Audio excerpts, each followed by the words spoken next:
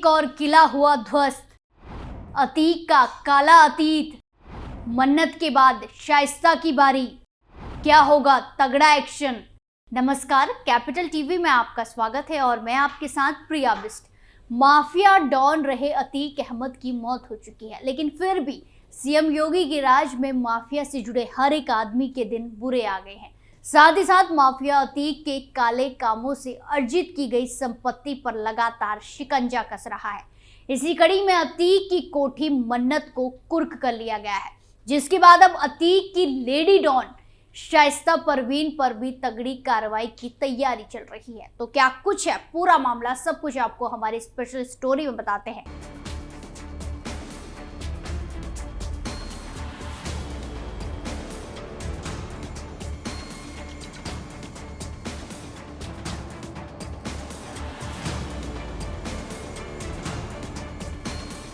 Bollywood star Shahrukh Khan का बंगला मन्नत उनके लोगों के बीच इतना पॉपुलर है कि मुंबई आने पर शाहरुख के चाहने वाले एक बार वहां जरूर जाते हैं। मगर कुछ फैंस ने तो अपने घर का नाम ही मन्नत रख लिया है। यूपी के माफिया अतीक अहमद की गिनती किंग खान के ऐसे ही फैंस में होती थी। अतीक ने अपनी कोठी का नाम ही शाहरुख के बंगले के नाम पर मन्नत रख लिया था, जिसे योगी सरकार ने अब कुर्क कर लिया है। दरअसल अतीक अतीत बन चुका है, लेकिन आज भी उसका काला अतीत पीछा नहीं छोड़ रहा। उसकी हत्या के बाद भी उसका नाम किसी न किसी मामले में सामने आ ही जाता है। सबसे बड़ी बात, जिन संपत्तियों को उसने अपने बाहुबल के जरिए कब्जाया था, कमजोरों और गरीबों से छीना था, आज वो सब या तो कुर्क हो रही है या फिर उन पर बाबा का बुलडोजर चल रहा है। इसी बीच योगी सरकार ने माफिया की सबसे पसंदीदा कोठी मन्नत को कुर्क कर लिया है, जिस पर जल्द बुलडोजर चलेगा। दरअसल कुख्यात माफिया अतीक अहमद के खिलाफ योगी सरकार का एक्शन जारी है। इसी सिलसिले में यूपी पुलिस के आदेश पर सेक्टर 36 में बनी अतीक की आलीशान कोठी को सील कर लिया गया है। इस दौरान ढोल नगाड़े बजाकर कुर्की की गई। पुलिस ने लाउड स्पीकर पर मुनादी करते हुए अतीक की कोठी मन्नत को सील कर दिया। अतीक की जिस कोठी को सील किया गया है वो ग्रेटर नोएडा के सेक्टर 36 में है। इस कोठी का नंबर A107 है। इस 3 मंजिला मकान की कीमत करीब 5 करोड़ रुपए है। अतीक अहमद की कोठी मन्नत में एक केयर टेकर भी है, जिसका नाम पवन है। उन्होंने बताया कि वो 11-12 साल से यहाँ रह रहे हैं। अतीक का बेटा उमर अहमद वहाँ कभी कभी आया करता था। पवन ने आगे बताया कि उसे इस बात की जानकारी थी कि ये कोठी माफिया अतीक अहमद की है।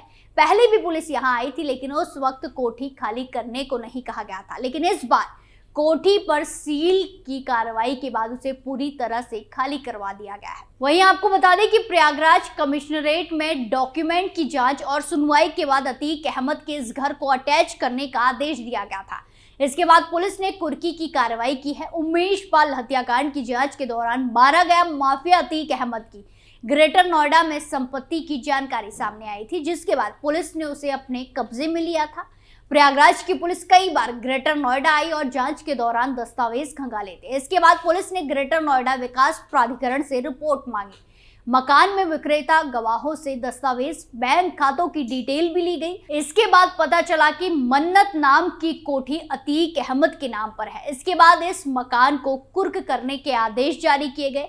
बीते बुधवार को सेक्टर 36 स्थित माफिया के मकान को एडीपीसी अशोक कुमार और एसीपी रामाकृष्ण तिवारी की अगुवाई में ढोल बजाकर कुर्क करने की कार्रवाई की गई। वहीं आपको बता दें कि साल 1994 में अतीक अहमद ने अपने बेटों की पढ़ाई के लिए मन्नत को खरीदा था। साल 2015 में उसके बेटे ग्रेटर नोएडा की एक यूनिवर्सिटी से पढ़ाई किया करते थे, लेकिन इस कोठी का इस्तेमाल पढ़ाई से ज्यादा गैर कानूनी और आपराधिक गतिविधियों के लिए होने लगा। अतीक जब भी दिल्ली आता तो अपने गुर्गों के साथ यही मीटिंग किया करता था, बैठक किया करता था। मीटिंग से जुड़ी कई डील यहाँ पर फाइनल होती थी। इसका नतीजा ये हुआ कि अपराधियों का अड्डा बन गई। अतीक अहमद इस कोठी में आता जाता भी था। पुलिस की जांच में साफ हुआ है कि माफिया अतीक अहमद ने ग्रेटर नोएडा की मन्नत कोठी को काली कमाई के जरिए तैयार किया था। इस जांच के दौरान पुलिस को काली कमाई के जरिए इसे खरीदने के तमाम अहम दस्तावेज भी मिले थे।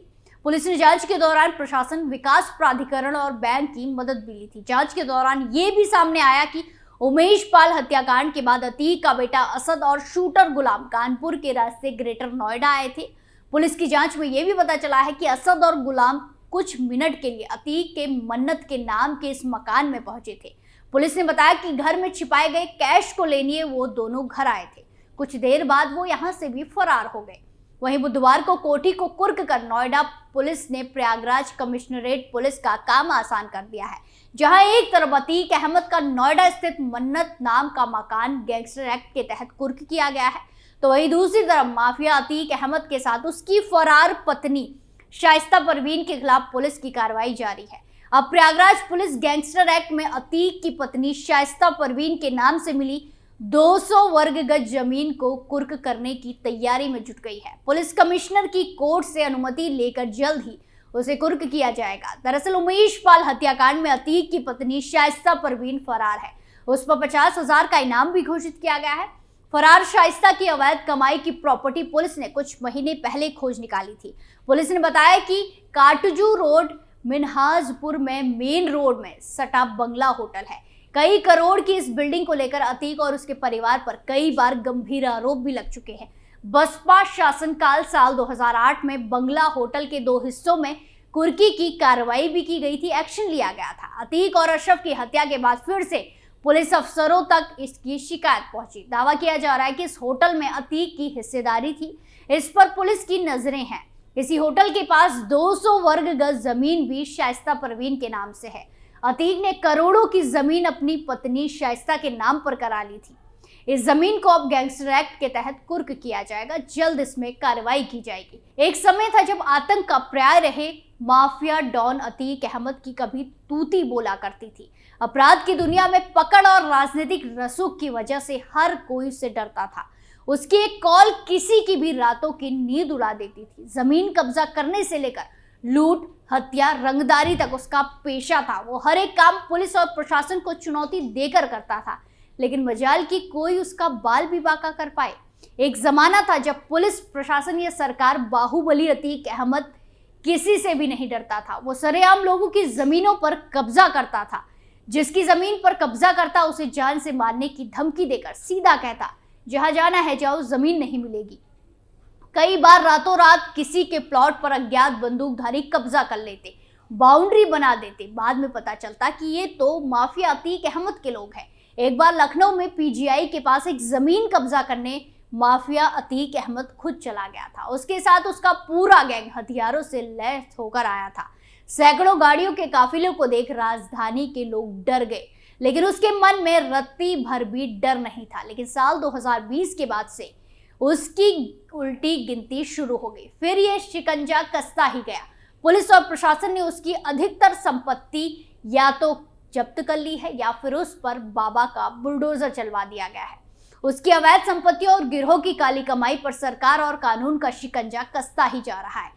पिछले साल प्रयागराज में स्थित उसके द्वारा कब्जाई गई 16 अवैध संपत्तियों को कुर्क कर लिया गया था।